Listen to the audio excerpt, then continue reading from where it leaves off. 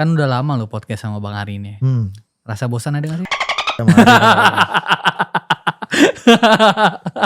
Gue sih gak bosan ya, Ari yang bosan sama gue. Tapi gue percaya ya, kayak misalnya Pak Prabowo tuh selalu bilang, caranya kita untuk bisa berbicara dan didengar di dunia internasional adalah sebagai jurnalis, sebagai content creator, banyak ikut juga berkenalan dalam organisasi politik gitu ya. Menurut gue kayaknya nature gue di situ. Dan harusnya gue masuk PSI. Apa yang terjadi sekarang itu dibentuk dari peristiwa-peristiwa pertemanan, permusuhan, persahabatan yang terjadi pada masa lalu.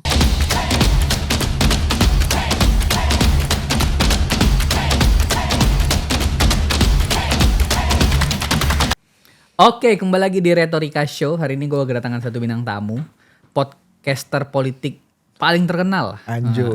Ancur. Siapakah dia, Bang? Budi Adiputro. Asik. Yang pertama gue mau tanya ke lo, Bel. Jangan, gue hostnya. Ini karena ini ya, ini kan Scorpio itu kan November adalah tahunnya bulannya Scorpio. Lu Scorpio. Gue Scorpio. Oh, lu Scorpio. Iya kan, baru merayakan hari ulang tahun beberapa waktu yang lalu kan. Oke. Gue pengen tanya sama lo Scorpio-nya ulang tahun di November berapa? Nah, gue gak Scorpio sebenarnya. Kenapa? Gue Maret, gue Pisces gue. Anjir, kok bisa nama lu Scorpio? Biasanya kan kalau namanya Agustina lahirnya di Agustus. Iya. Juniati lahirnya di bulan Juni. Iya gak sih? Iya betul. Karena nggak ada ayah gue apa ya? Karena Minang kali ya. Kan Minang nih kalau kasih nama aneh-aneh, Bang. Oke. Dan nama gue tuh Belmondo Scorpio. Pas orang nanya Scorpionya apa? Ya. Nggak zodiak gue Pisces gue bilang. Oke. Terus nyambung. apa akronim? Nggak ngerti gue, nggak pernah tanya juga. Cuman Belmondo ada artinya. Apa? Belmondo itu bahasa Itali. Oke. Bel itu indah, mondo itu dunia. Jadi dunia yang indah. Wah, udah cocok lu. Scorpio kalajengking, mungkin dunia yang indah bagi kalajengking. Ya. Dunia atau gini, dunia indah tapi beracun. Hati-hati. Mengandung racun. Betul. Sebenarnya lu dipanggil siapa sih? Bang Budi, Bang Didit? Bebas, Bos. Gua untuk orang-orang terserah lah ya. Nama gue tuh Budi Adiputro, tapi dari kecil gue dipanggilnya Didit. Kenapa? Ternyata setelah gue cari tahu ke orang tua gue, kakak gue tuh namanya Dia pengennya anaknya keduanya Di juga. Akhirnya dipanggil Didit. Didit itu katanya dalam bahasa Jawa istilah dan terminologi keluarga Jawa. Didit tuh kayak anak bungsu, anak kecil. Oh, gitu. lu anak bungsu? Anak bungsu gue. Makanya dipanggilnya Didit. Dalam hati gue, kalau lu memang pengen nama gue Didit, lu kasih nama aja gue Didit. Didit Adiputro? Iya, gak usah Budi Adiputro. Udah gitu ya kan, dia gak? Udah gitu nama Budi ini kan, sorry ya, gue ketika gue masuk SD, udah mulai besar gitu kan, absen teman-teman tuh kan. Teman gue namanya Kevin, Jessica, Adam, Alfa. Ari Putra? Itu sama-sama katro ya.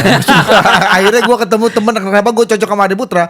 Karena namanya sama-sama gak komersil, Bos. Oh, iya. Katro. Kerenan Setia Subakti sama Belmondo Scorpio kan. Belmondo Scorpio itu lu kalau jadi presenter berita di TV, itu udah pasti nama lu gak diganti. Banyak temen gue yang masuk TV, dia punya nama panggung sendiri karena namanya terlalu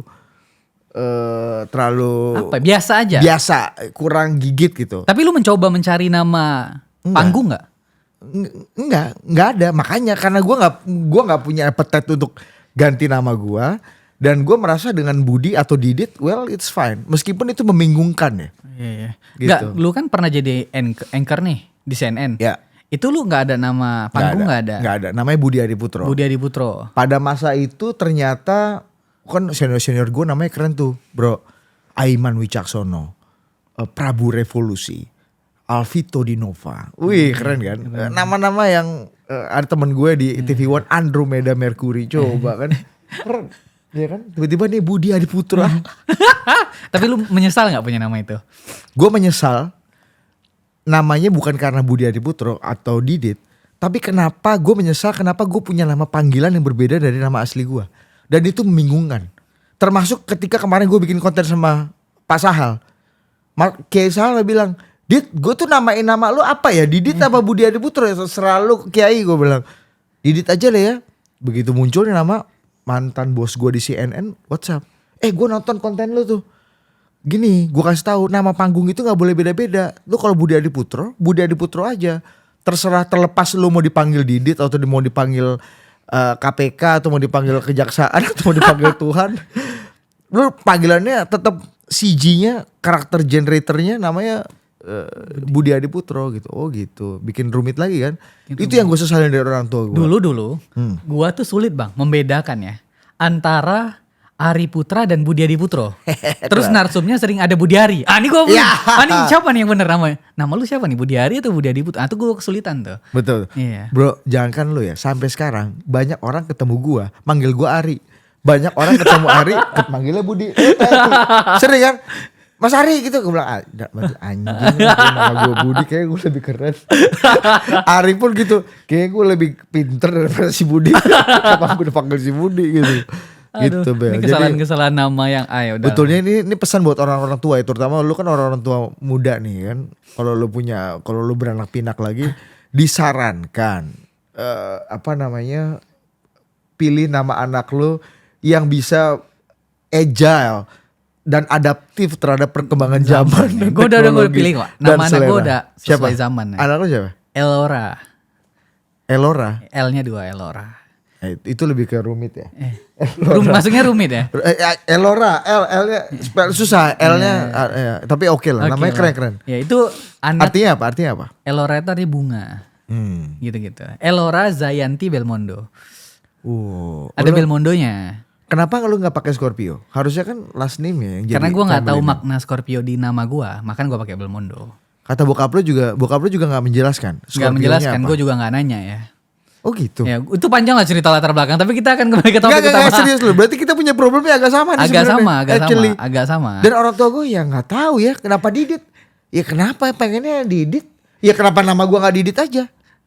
Iya juga ya, tapi kan ya udah kamu harus syukuri dong, itu berbudi. Tapi bang, nama lu itu kalau dipakai nyalek di daerah Jawa, Budi Adiputro itu namanya Agung bang.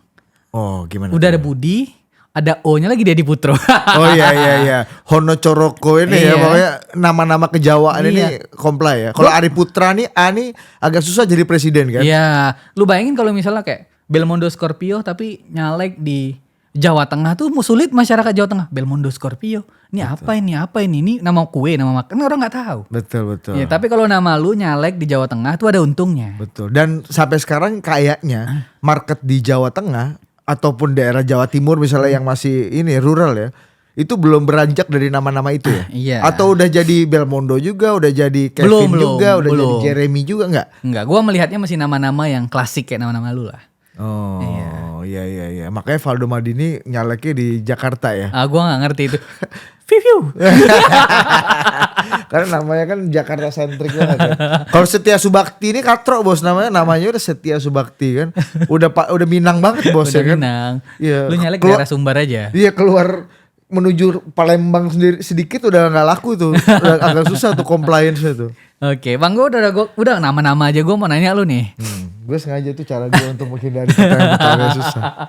Enggak, tadi gue sebelum taping gue liat video lu tuh promote anchor CNN tuh. Budi Adiputro. ada quotes-quotesnya bos. Yeah. Politik itu adalah jalan untuk menuju kebenaran, merawat keberagaman, gitu-gitu tuh. Iya. Wah suci banget dalam hati gue nih.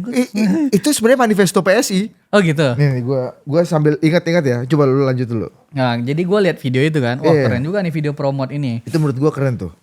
Gue bikinnya agak serius tuh kata-katanya tuh. Lu tulis itu, gini kata-kata lu nih.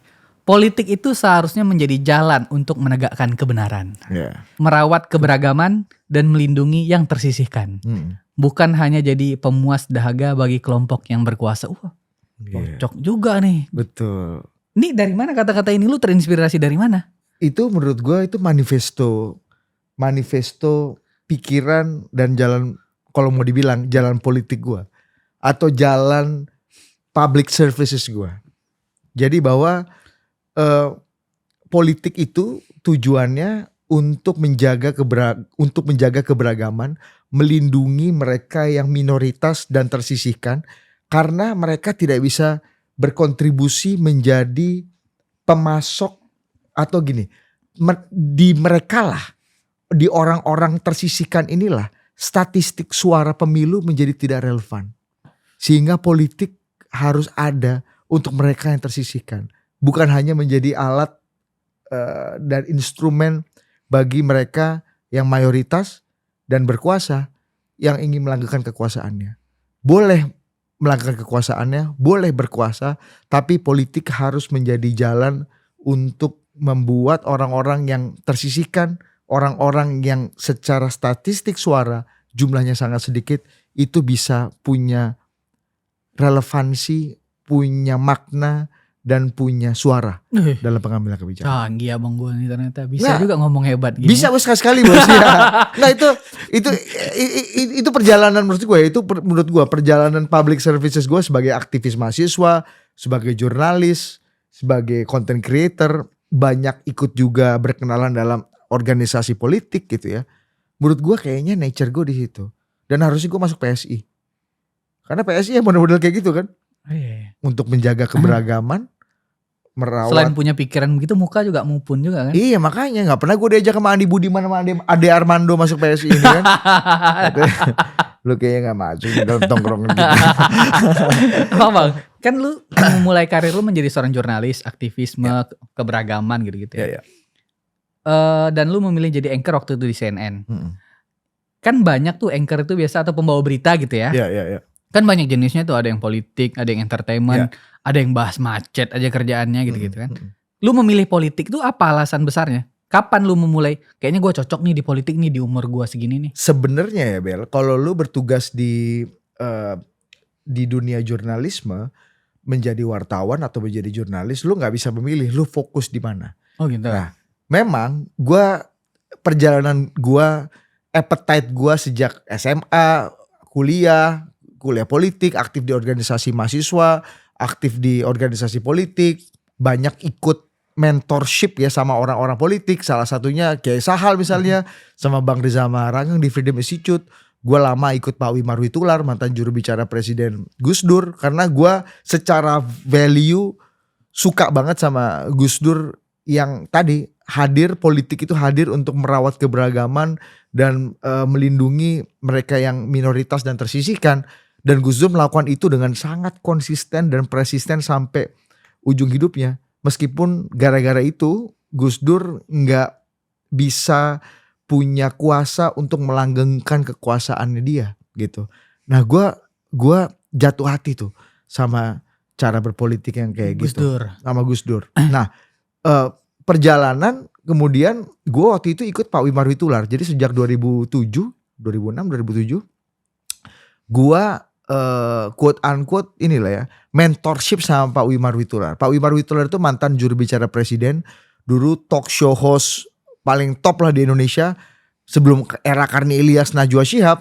Itu Pak Wimar itu yang dianggap sebagai the Larry King show-nya, the Larry King-nya Indonesia. Begitu. Jadi gue mentorship tuh sama dia. Pak Wimar masih punya banyak aktivitas politik. Waktu itu dia punya PR agency, gue juga belajar berorganisasi di dalam sebuah perusahaan agency PR.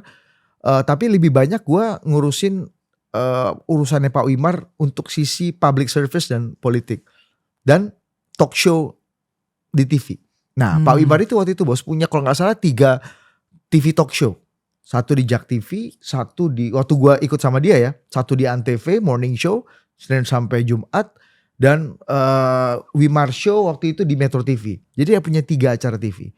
Nah, gue itu di situ belajar tuh gimana cara bikin acara TV, gimana sih cara jadi talk show host yang asik, yang renyah, yang lu meskipun lu kalau bahasanya Pak Khatib Basri witty, nakal lah kepada narasumbernya, lu bisa dapat perspektif, lu bisa dapat omongan yang bagus tanpa harus lu desak dia dengan pertanyaan-pertanyaan yang susah, tapi lu bisa geledek-geledek dia dengan cara kecil, membuat dia nyaman sehingga dia mengeluarkan semua isi kepala dan ingatannya dan perspektifnya gitu.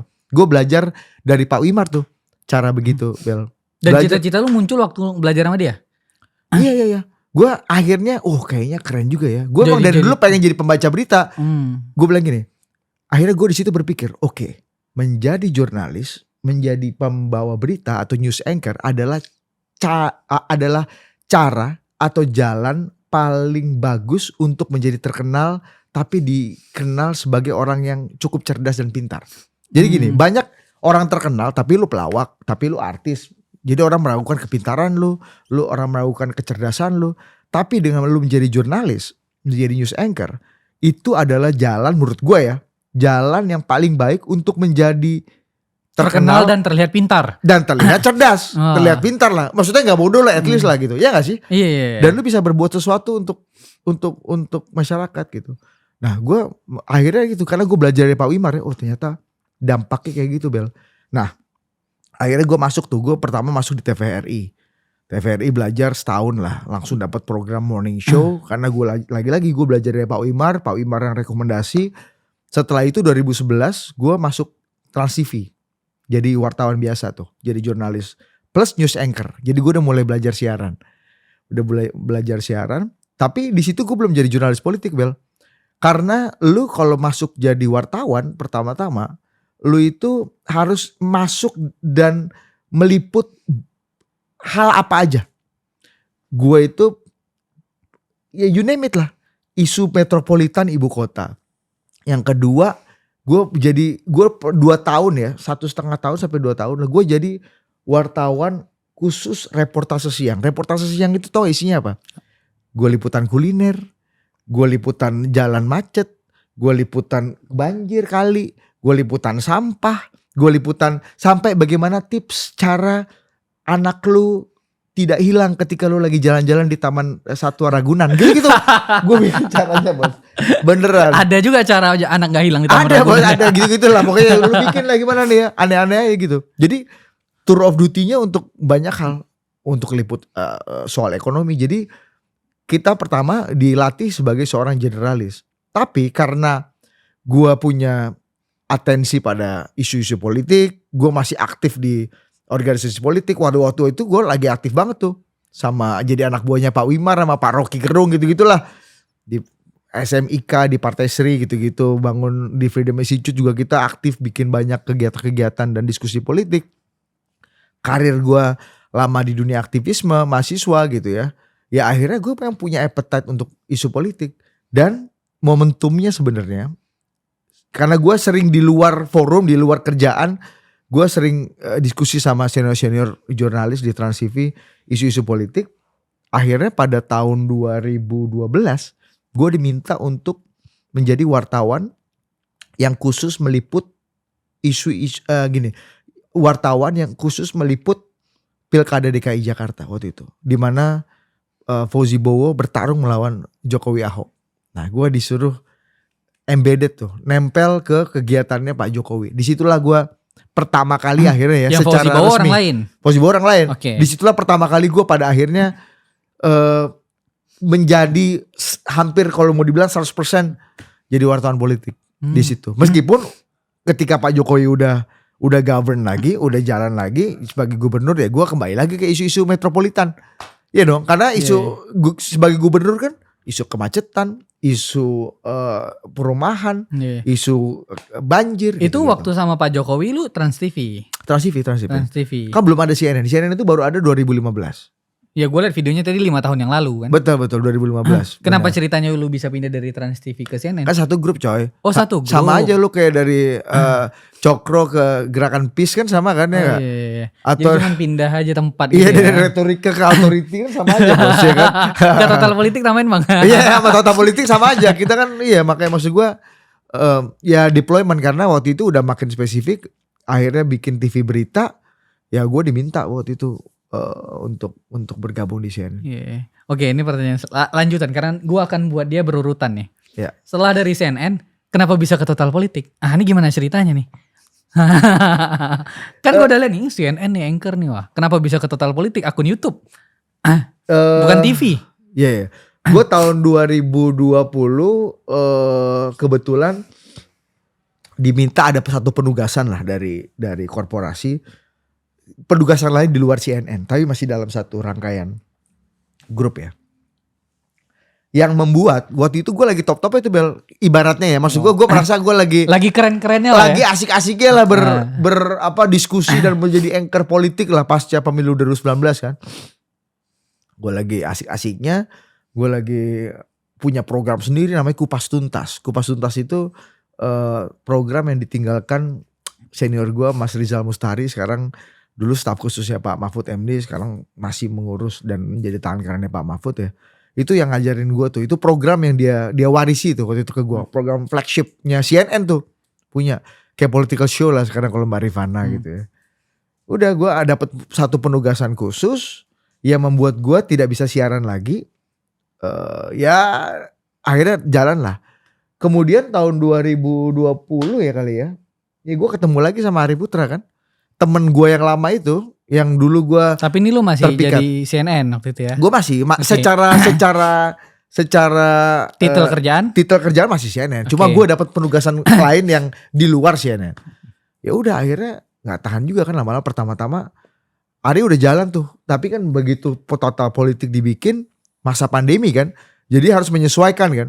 Ya udah Ari mulai menyesuaikan, tensinya mungkin mulai agak drop karena pandemi, banyak keterbatasan. Ya gue waktu itu diajak sama Ari konten, dan kita setelah berlama gak ketemu, kita berkorespondensi lagi, kita ketemu lagi di digital. Dan waktu itu gak ketemu Ari di tempat langsung loh, kita ketemu di Zoom. Gue liat podcast kalian Zoom. Iya di Zoom, dan akhirnya Dit lu ini ya, kita bangun bareng-bareng aja. Oh iya. Nah disitulah gue mulai akhirnya masuk 2020 akhir lah, tengah lah ya, Oktober, gue lupa lah bulan apa itu. Dari CNN lu keluar?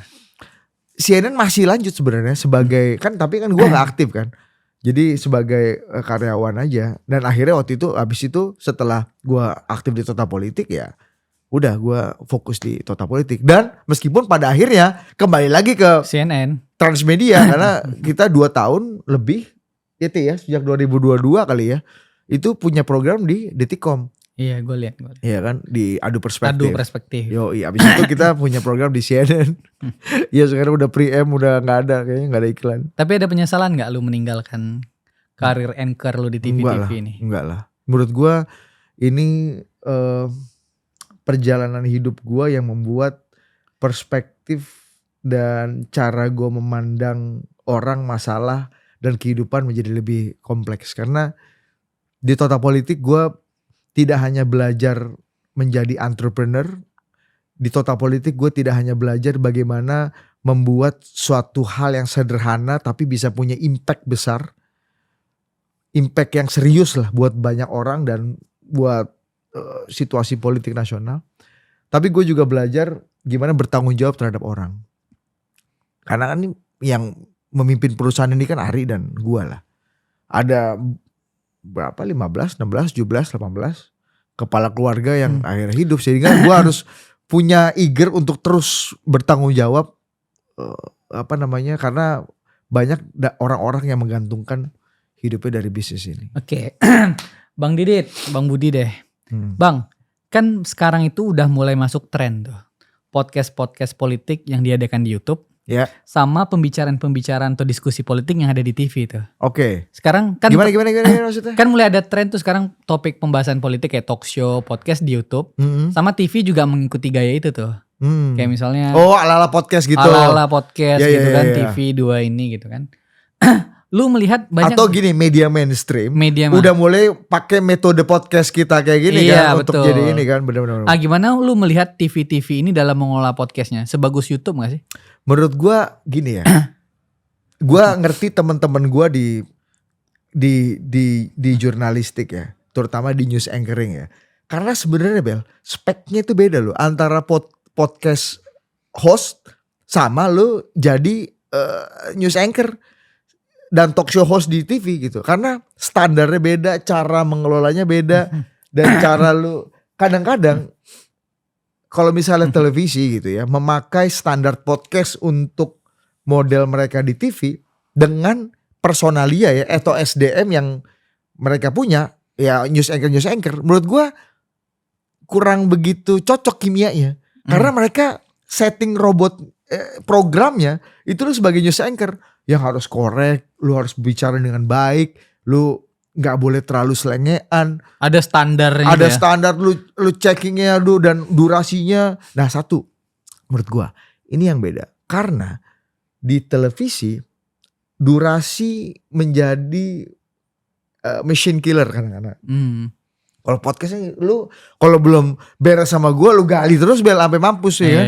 Kalau TV nggak bisa bos, segmentasinya harus ada, harus ketat. Lu materi-materinya harus disisipin materi apa nih? Kalau nggak penonton bosan nih. Kalau penonton bosan kita kehilangan rating share. Nah hal-hal gitu yang sebenarnya dalam dunia pertelevisian menurut gue belum bisa tune in, belum bisa masuk.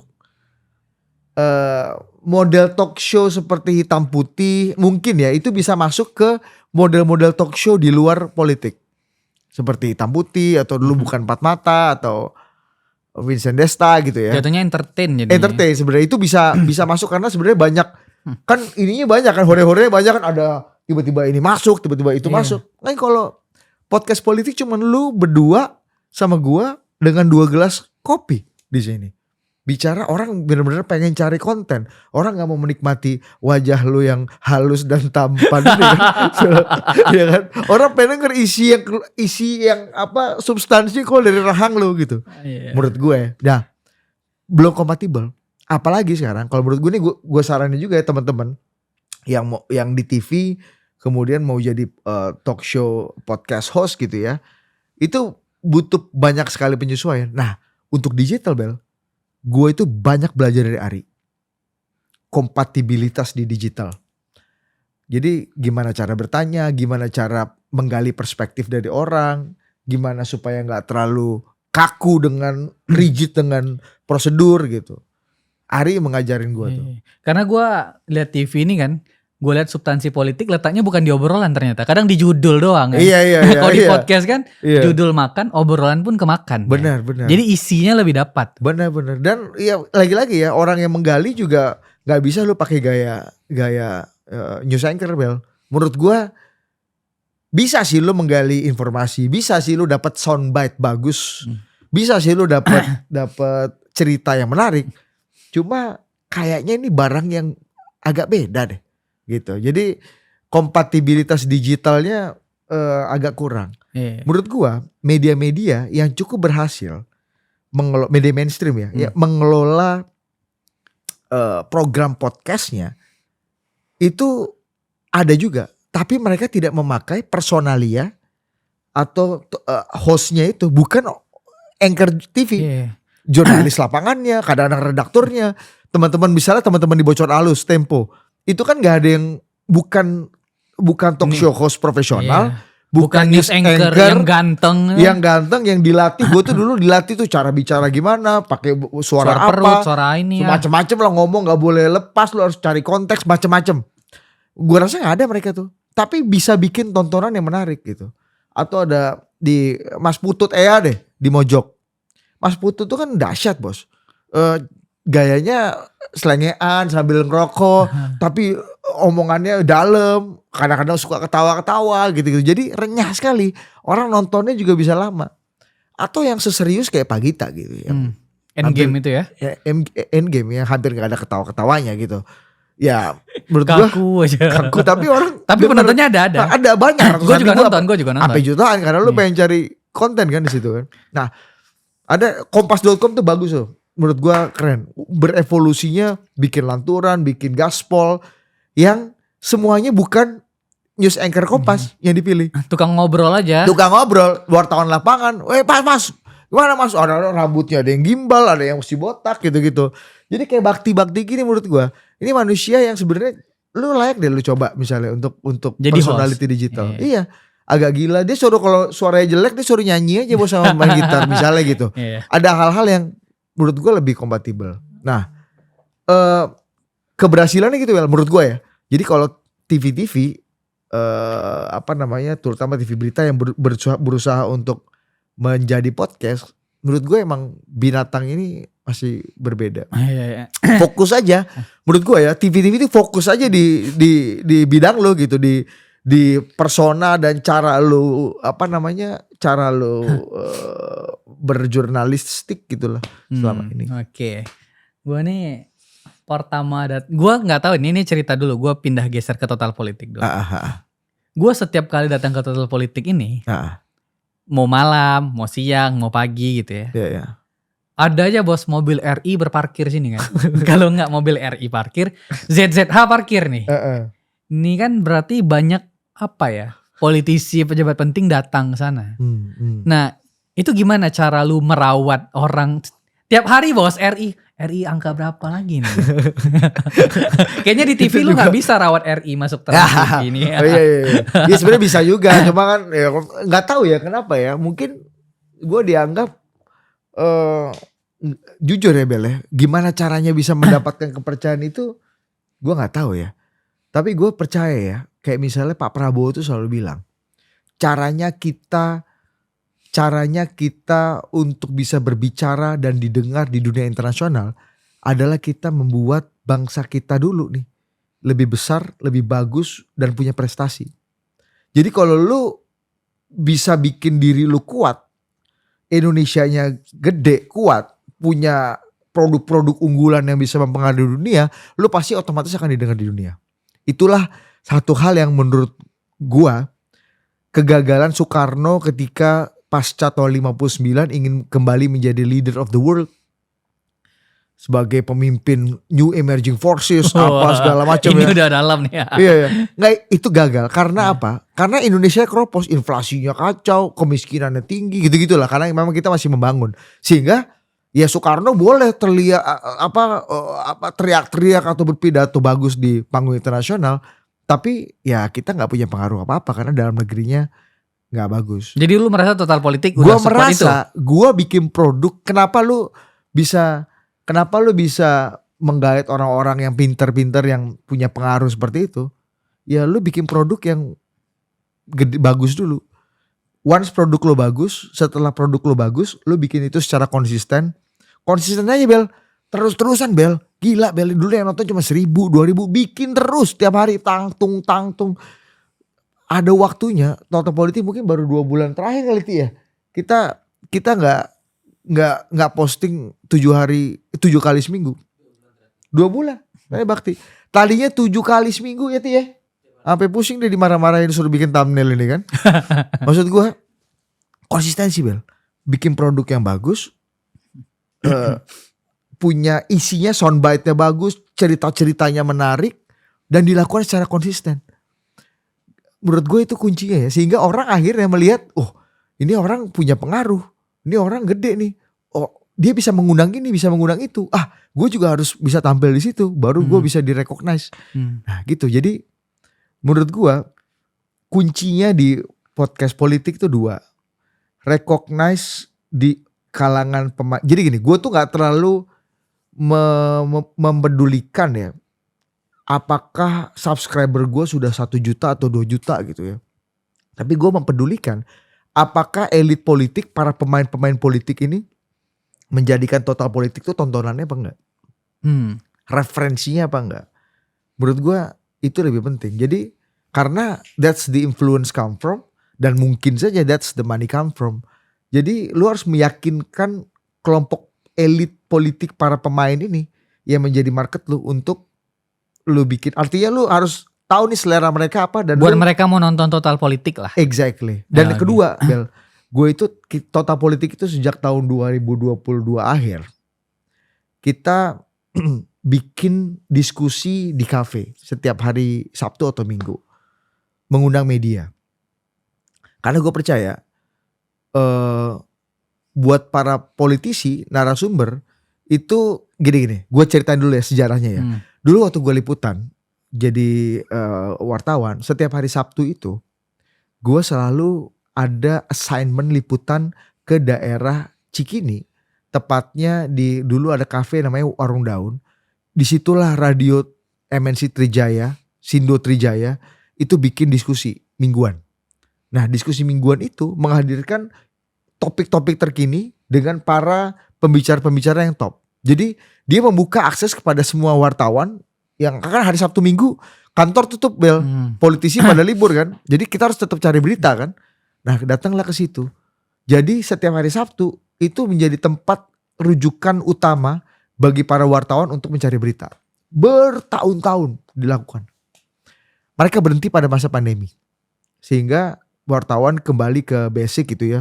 Lu kalau mau cari berita ya lewat Zoom. dengar press con lewat Zoom.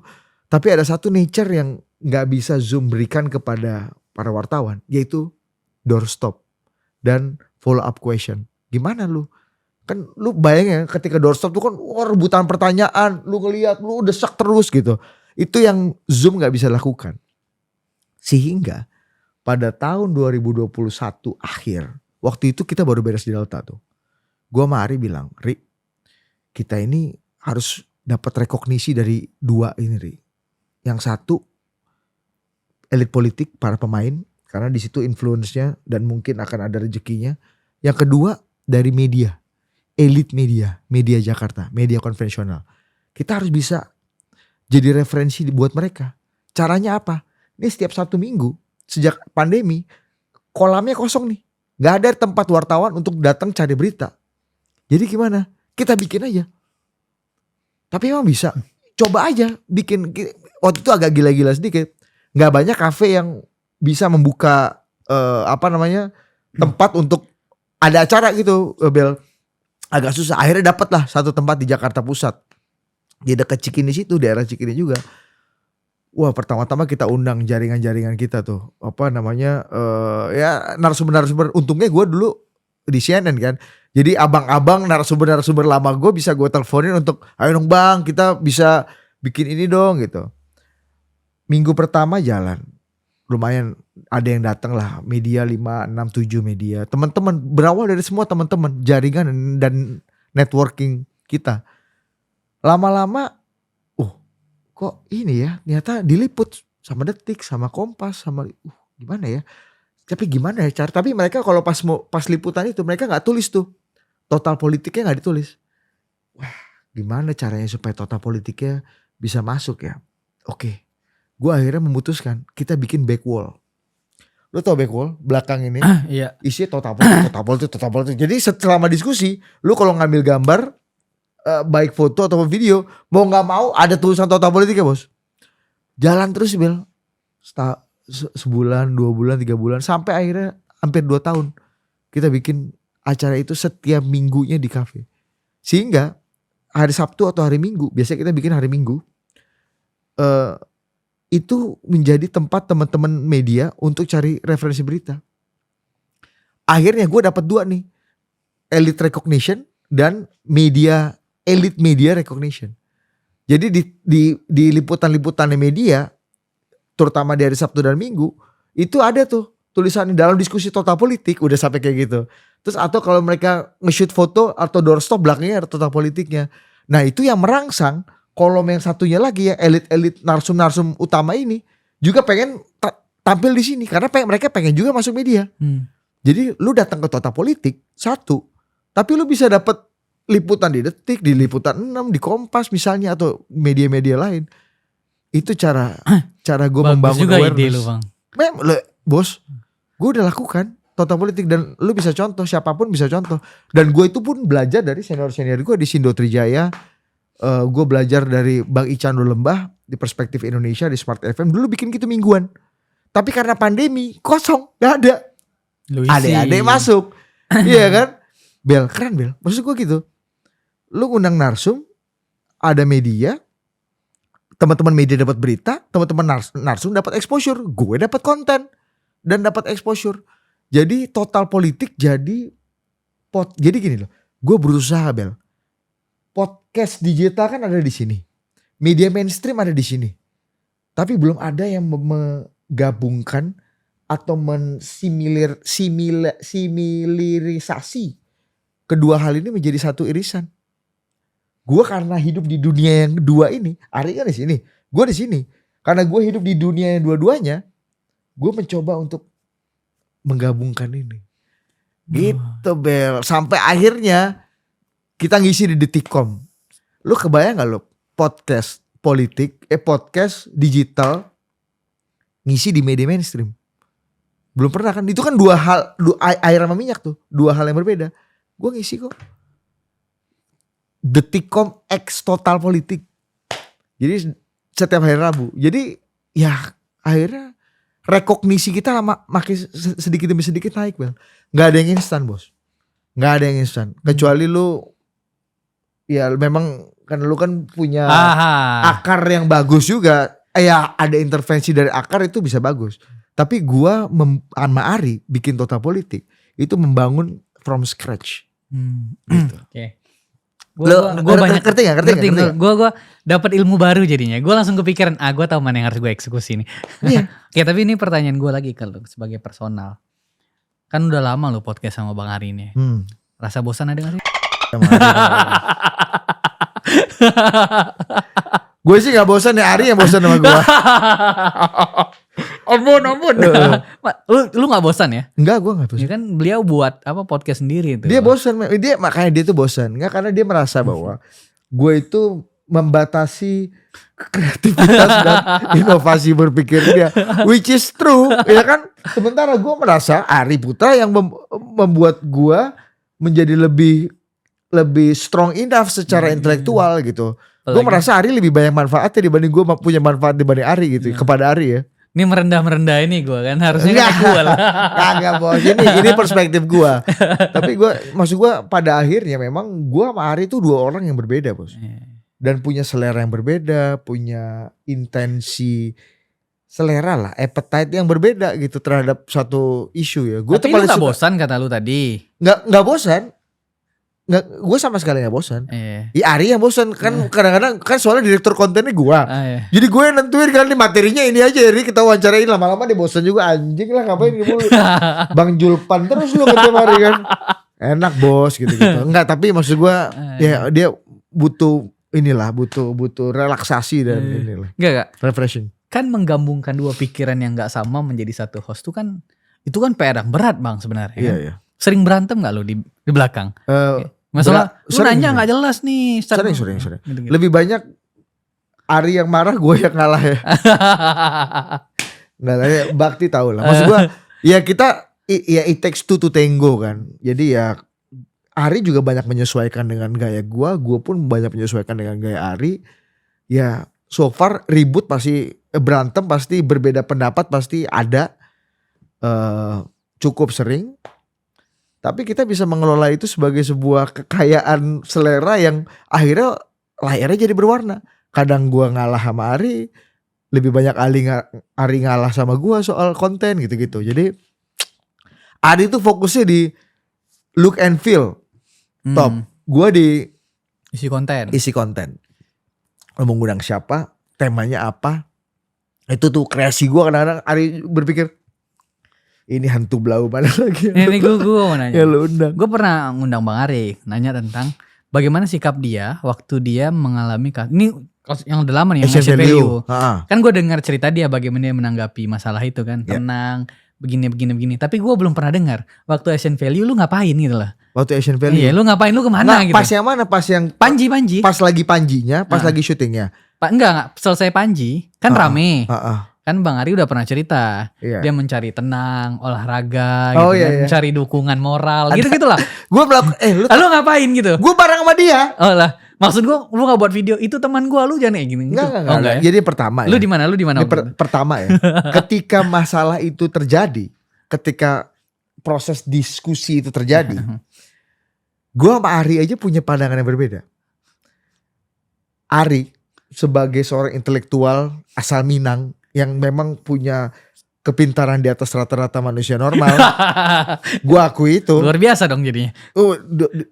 Dia luar biasa banget bos. Di atas manusia normal kepintarannya, karena bacaan referensinya luar biasa.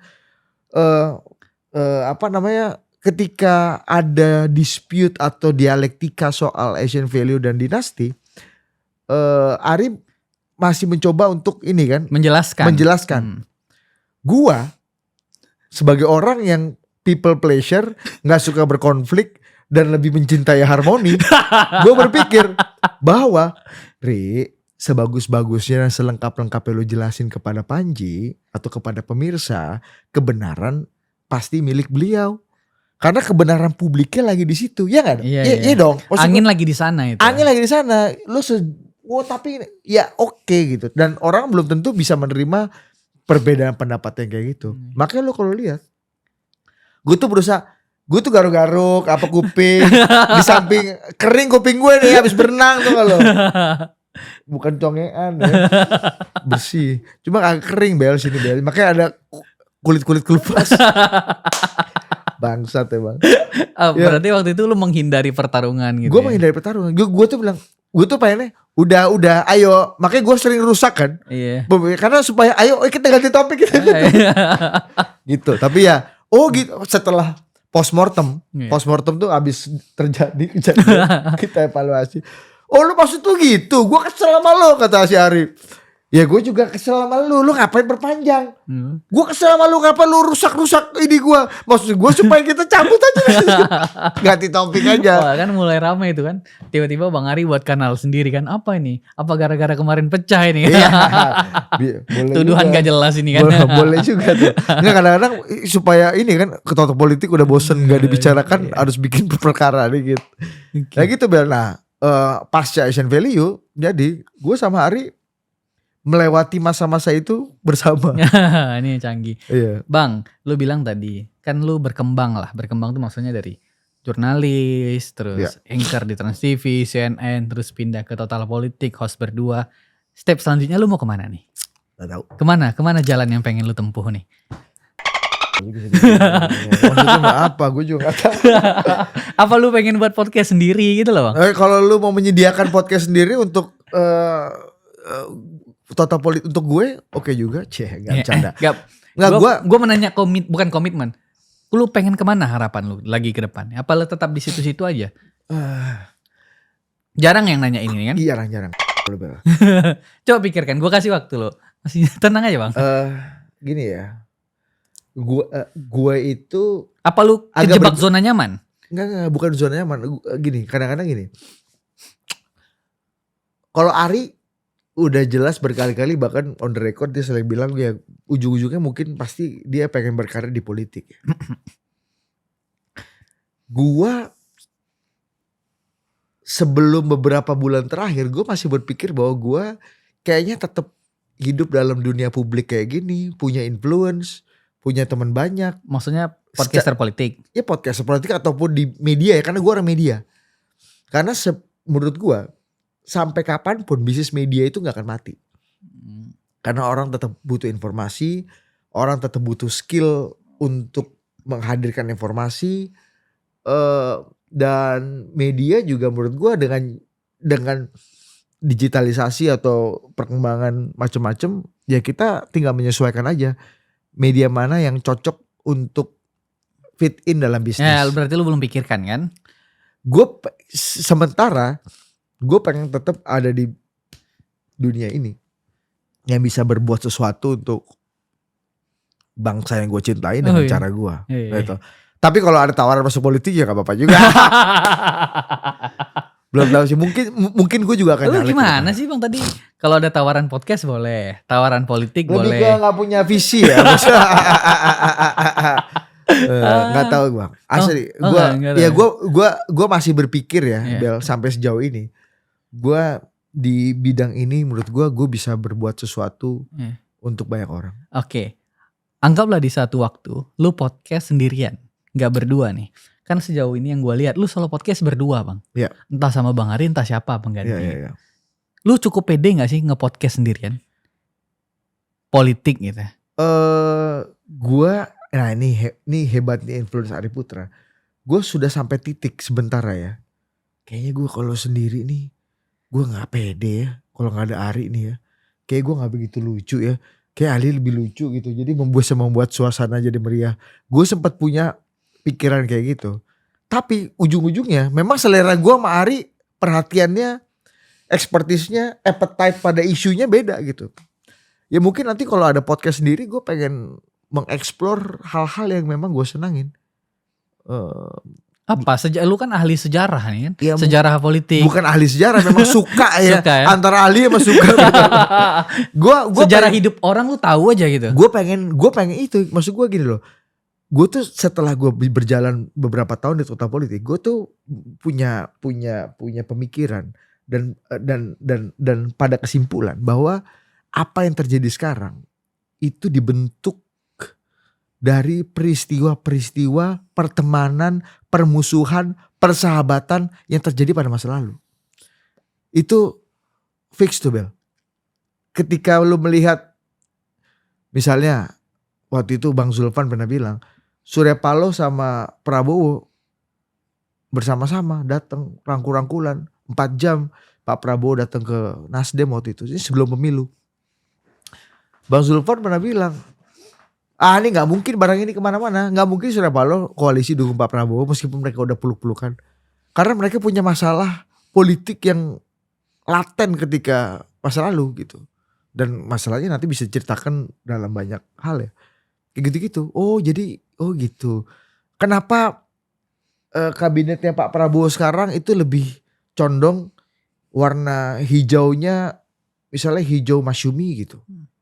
Karena memang dulu PSI sama Masyumi, PSI itu kan akar keluarganya Pak Prabowo ya, ideologi, politik garisnya di situ. Sama Masyumi dulu memang dekat. Beda sama Pak Jokowi yang merah kan, nasionalis kan. Kalau merah itu cocoknya sama hijaunya hijau NU misalnya. Jadi gitu. Jadi makanya sama NU, PBNU lebih cocok gitu. Sekarang Menteri Agamanya misalnya Profesor Nazarudin Samsudin. Memang orang NU tulen, cuma bukan orang perwakilan dari PBNU gitu loh. Jadi kayak gitu-gitu loh.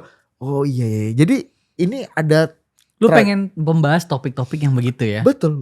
Menurut gua gitu. Apa jadi gini? Kaitan simbol-simbol sejarah. Betul. Misalnya Pak Prabowo kenapa punya appetite untuk swasembada pangan? Apa yang bisa bikin? Apa yang membuat dia punya pikiran kayak gini? Apa latar belakang pikiran itu? Ya nggak tahu. Ya maksudnya gitu. Makanya kita mau cari tahu dulu ketika ada trauma kayak ada mimpi yang belum terwujud, ada diskusi-diskusi masa lalu, ada peristiwa-peristiwa masa lalu. Itu yang mau gua angkat untuk itu yang gue suka ya. Untuk bisa menjelaskan peristiwa hari ini. Kayak kemarin gue ngobrol sama Bang Profesor Jimli Asidiki. Pertanyaan gue simple. Prof Jimli ini kan staf khususnya Wakil Presiden Baharudin Yusuf Habibie. Yang kemudian jadi Presiden Indonesia. Gue tanya. Apa yang bikin Pak Prabowo itu di mata Pak Harto dan keluarga Cendana dianggap pengkhianat. Tapi di mata Pak Habibie yang juga dianggap pengkhianat sama Pak Harto, Pak Prabowo ini juga dianggap pengkhianat. Jadi di mata Pak Habibie, Pak Prabowo ini juga dianggap bukan orang dia, pengkhianat. Makanya dia dicopot dari Pangkostrat ke Kepala Sesko TNI itu kan di persona non grata sampai akhirnya beliau eksil di masa Pak Habibie. Apa yang bikin kayak gitu? Prof Jimli menjelaskan itu juga menjadi masalah karena ada perbedaan hal-hal yang berbeda yang akhirnya membuat mereka nggak bisa satu gitu-gitulah. Gue suka banget tuh. Oh, pembahasan itu lu suka. Intinya ya peristiwa-peristiwa itu yang membuat dia akhirnya nggak bisa deket sama Pak Habibie dan nggak bisa deket sama Pak Harto gitu. Dan ya ada gerakan-gerakan atau omongan-omongan kepada Pak Habibie yang membuat Prabowo dianggap ingin melakukan insubordinasi atau semacam kudeta lah kepada Pak Habibie. Banyak lah cerita penguasaan istana dikepah gitu-gitu lah. Betul karena karena Pak Prabowo dulu kan dekat banget sama Pak Habibie. Kata Pak Prof Jimli, hampir setiap minggu dulu Pak Prabowo itu selalu datang ke kantor Wakil Presiden, ke Istana Wapres untuk diskusi sama Pak Habibie tentang banyak hal, ekonomi, politik. Tapi begitu Pak Habibie jadi presiden, Pak Prabowo nggak bisa mendekat lagi. Ada apa? Nah kita lihat aja orang-orang sekelilingnya Pak Habibie. Apa isu yang beredar di sana gitu ya? Iya, apa isu yang beredar? Oh, ternyata Pak Habibie misalnya salah satu orang yang dekat staf khususnya Pak Habibie waktu itu Jenderal Sintong Panjaitan. Jenderal Sintong Panjaitan ini salah satu orang terkuat dan terpercaya dari Jenderal Benny Murdani. Yang dulu sebenarnya di masa lalu Jenderal Sintong ini punya relasi yang agak dispute sama Pak Prabowo. Di masalah. Jadi mungkin aja nih kalau kita bicara siapa orang di sekeliling lu yang bisa mempengaruhi lu mengambil kebijakan, jangan-jangan orang-orang di sekeliling itu yang kemudian membuat bilang Prabowo nih kayaknya masih Pak Harto. Sementara di sekeliling Pak Harto, Prabowo dianggap berkongsi dengan Habibie untuk menggulingkan dia, gitu-gitulah. Dan itu gak selesai. Ada satu menarik. Di beberapa tahun kemudian rekonsiliasi antara Pak Prabowo dan Pak Habibie mencoba dilakukan. Dilakukan di Jerman, di Kakerbeh. Disitulah Pak Prof Jimli bilang kayaknya harus ketemu nih dua orang untuk mengklirkan masalah. Karena sebenarnya dua orang ini gak punya masalah. Tapi karena Pak Prabowo merasa dibuang oleh Pak Habibie merasa Pak Prabowo berpotensi mengkhianati gitu-gitulah. Jadi gak ketemu nih karena komunikasi yang macet. Beberapa tahun kemudian mencoba ditemukan di kediaman Pak Habibie di Jerman. Di Dresden, di Kakerbech. Pertemuannya dijanjikan oleh Pak Habibie katanya lewat Prof Jimli itu hanya 4 mata. 6 mata lah, 6 matanya sama Prof Jimli. Tapi Pak Habibie karena ini untuk mengklirkan masalah ya. Masalah yang akut nih Bel. Dusta, jangan sampai ada dusta di antara kita. Di pertemuan itu kata Pak Prof Jimli, itu pertemuan gagal total gara-gara apa? Pak Habibie yang harusnya menghadiri pertemuan 6 mata antara Pak Habibie, Prof Jimli dengan Pak Prabowo mengundang banyak orang. Diundanglah duta besar, diundanglah orang-orang untuk nonton. Di situ Pak Prabowo merasa, lah ini katanya kita mau klarifikasi nih. Dari hati ke hati, kenapa lu undang banyak orang? Akhirnya bubar lagi. Klarifikasinya nggak gitu-gitu. Jadi ada relasi-relasi kayak gitu yang akhirnya membuat jangan-jangan kita bisa tarik lagi nih ke sekarang. Gimana dengan Pak Prabowo memandang Pak Habibie dengan orang-orangnya. Gitu-gitulah. Lu pengen membahas topik podcastnya begitu-begitu ya. Gue lebih suka gitu. Itu menarik sih Bang. Itu gue jadinya suka juga. Karena itu cerita yang jarang ditulis di buku, enggak diceritain orang pun susah juga nguliknya gitu. Betul. Harus orang yang mau betul untuk ngulik-ngulik di mana cerita-cerita. Dan suka Bel. Suka menurut ya. gue. Harus lu punya kesukaan dulu menurut gue ya. Gitu. Jadi ya oke. Gitulah. Sekarang jadi gue kayaknya kalaupun mau mencoba berkreasi, gue pengen main di isu itu. itu. Oke Bang, ini juga nih. Meskipun stoknya gak banyak ya. Kan lu sekarang nih udah terkenal juga nih sebagai podcaster politik kan. Stop. Tawaran politik di masa depan pasti banyak dong. Iya kan, ini kemungkinan ya. Belum ada bos yang nawarin gue. Iya, gue doain deh, mudah-mudahan ada. Iya. Tawaran politik ini bisa partai, bisa jabatan publik gitu-gitu kan. Partai mana yang menurut lu paten lu masuk kalau misalnya tawarin Bang? Belum tahu Bel. Kalau gue salah sebut bisa tumpes gue. Janganlah. Mungkin gue akan masuk partai lah. Partai total politik aja Bang. Partai total politik. Tapi partainya menurut gue yang harus punya nilai yang kurang lebih sama.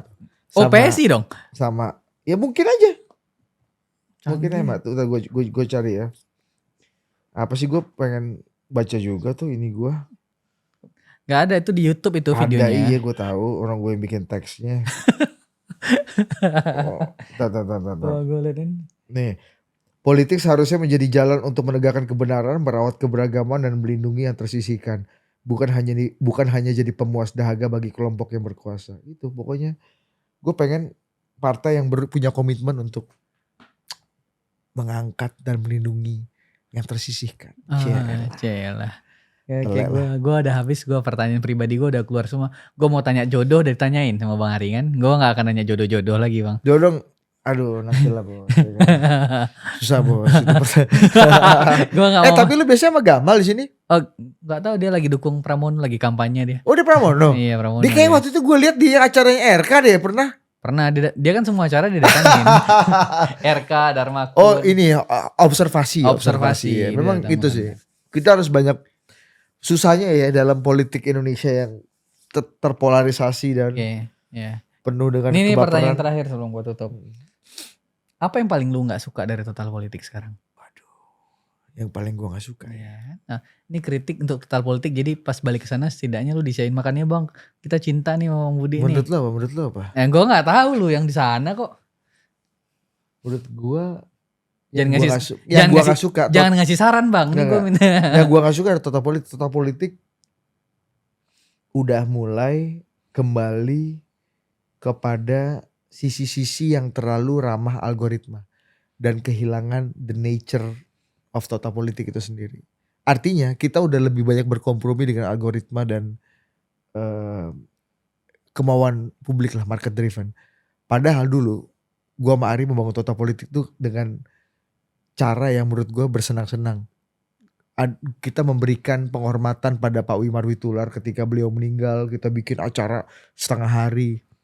Waktu Donald Trump dilantik 4 tahun lalu. Joe Biden dilantik 4 tahun lalu. Gue bikin live event dari jam 8 malam sampai jam 2 pagi gitu. Tanpa mikirin ini ditonton sama berapa orang, tanpa mikirin ini laris apa enggak, viewersnya bagus apa enggak. Tapi menurut gue dari situlah orang-orang menikmati the origin of Total Politik. Nah sekarang kita udah tidak bisa sepenuhnya melakukan itu karena business wise. Lagi-lagi kan, ini nggak bisa jadi tempat bersenang-senang aja. Ada banyak sekali orang yang juga bergantung hidupnya dalam bisnis ini. Dan gue pengennya juga Total Politik supaya bisa memberikan kontribusi yang baik untuk demokrasi. Ya harus berjalan terus, harus hidup terus. Oke. Terima kasih banyak Bang Budi Adiputro. Mudah-mudahan nggak terlalu akrab dengan algoritma, kembali akrab dengan value. Betul. Kalau di sini boleh nggak akrab sama algoritma? Boleh. Boleh ya? Boleh. Ih enak banget. Gimana caranya gue bisa gabung? Jadi nanti kalau nggak akrab sama algoritma penontonnya rendah, kita cut aja kali ya. Aduh, ampun. Oke, terima kasih banyak Bang Budi Adiputro. Selamat ulang tahun Bang. Kamsia. Terima kasih banyak teman-teman. Sampai jumpa.